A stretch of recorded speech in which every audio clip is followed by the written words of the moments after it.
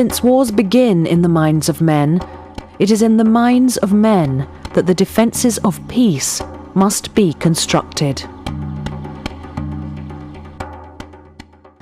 Let me tell you the story of the development of a community that rose from the ashes of war.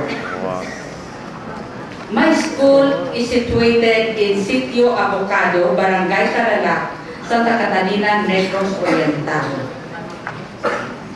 Children, having seen what they should have not seen, became fearful, suspicious, hungry, and malnourished. Education for them at that time was not number one in their list. For them was to survive. What was so painful during that time was when I look at these children and they look at you with suspicion and they would not approach you because they were afraid that you are against them. These were my pupils. Some of them have children of their own. They still went to school. The teacher, I used to become yaya. When I gave test, I take care of the child. And the mother answers that question. And when the baby cries for milk, I had no milk to give.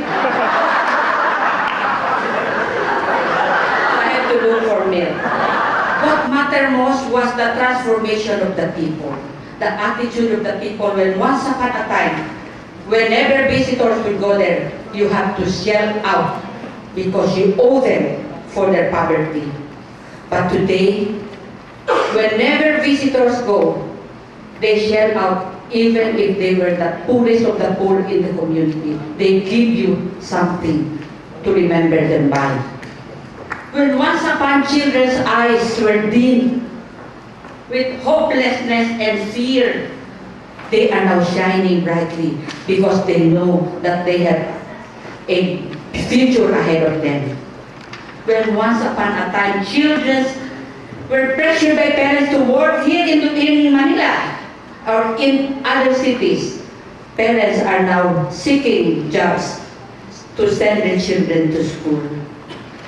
When once upon a time, decisions were dictated by those who are stronger and powerful, children can now make decisions and choose the kind of life they want to live. When our pupils now can stand tall and firm and with conviction and say, I do not want to live the kind of life my father lived. The topic for me to discuss this morning is on the indigenous materials used in teaching in the division of Ifugao.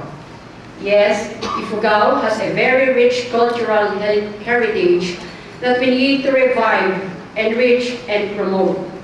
Heritages in terms of customs and traditions and related to the learning experiences of the pupils. Meantime, we can also use other references touching on the culture and history of the Ifugao places.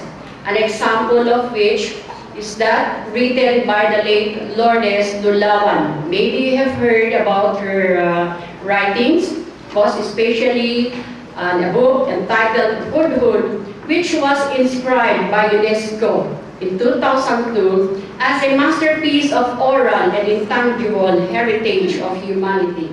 Being a teacher for grades 5 and 6, I always thought about the welfare of my pupils. The things that I did for their benefits were pay the miscellaneous fees for grades 5 and 6 pupils for 2 years. I did it in order to help the parents and as a sign of gratitude to the parents and the community. Conduct preschool. I taught preschool children after my dismissal in the afternoon from 5 o'clock to 6 o'clock, believing that it would be a great help to the pupils who were entering grade 1. Alam ba ninyo, ako ay principal ng lupang pangako. Hindi ako barangay captain. Pero ako ang nagpapalibing ng namatay. Ako ang nagdadala sa ospital ng may sakit. Ako ang lahat ako Yung nag-away na mag-asawa sa kapitbahay, pupunta sa school, sir, nag-away po kami ng asawa ko. Ano po ang gagawin ko? Natuwa naman ako dahil may isang principal na sabi niya kanina, ako'y isang principal na galing sa lupang pangako. Na kung minsan ako'y naguguluhan din. Dahil kung may namamatay sa akin, nagpupunta. Kung may palilibing sa akin, pupunta. Kung mayroong nag-away na mag-asawa sa akin, pupunta. Ano ba akala nila sa akin? Ako barangay captain. Aba, tinago ko na ito Pagkakataon ko naman ito ngayon, pwede naman pala akong maging principal in the future. The face of education in this country is paradoxically being transformed. Behind these experiments are visionary leaders, heroic educators, parents as well as individuals, and civil society groups who mediate between schools and various types of communities, between schools and local governments, and between schools and non-formal and informal sites and institutions of learning, among other forms of mediation. These experiments, and many others that may not be represented here today, are what we are celebrating in this Karunungan Festival. Pista ng Karunungan, mabuhay!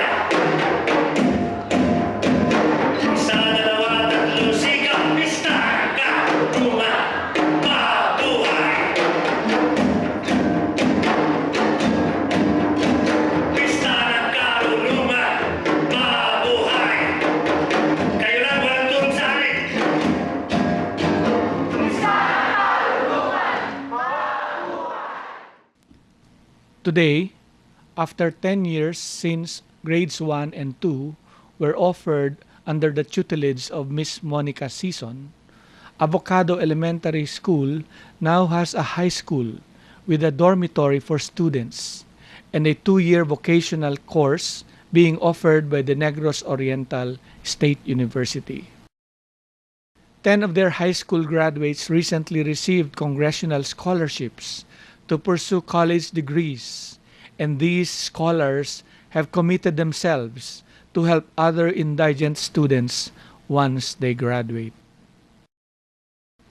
Kiangan Central School in Ifugao has emerged as one of the top 5 performing schools in the whole country after a dismal below 50% rating in school year 2003-2004.